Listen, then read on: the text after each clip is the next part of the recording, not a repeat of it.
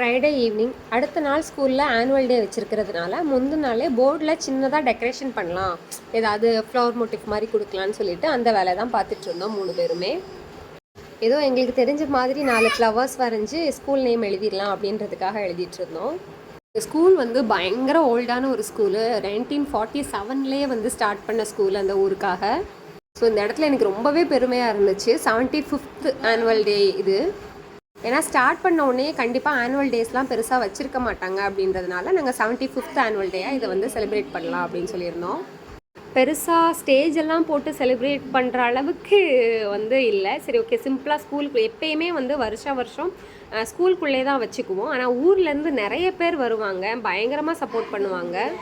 மறுநாள் காலையிலே ஸ்டார்ட் பண்ணோம் அப்படின்றதுனால போர்ட் டெக்கரேஷன்லாம் முடிச்சதுக்கு பிறகு லைட்டாக ரிஹர்சல் மட்டும் பார்த்துக்கிட்டோம். கிளைமேட் வேறு சூப்பராகவே இருந்துச்சு. எங்களுக்கு தெரிஞ்சதை சொல்லிக் கொடுத்தோம், அவங்களும் அவங்களுக்கு தெரிஞ்சதை ஆடினாங்க.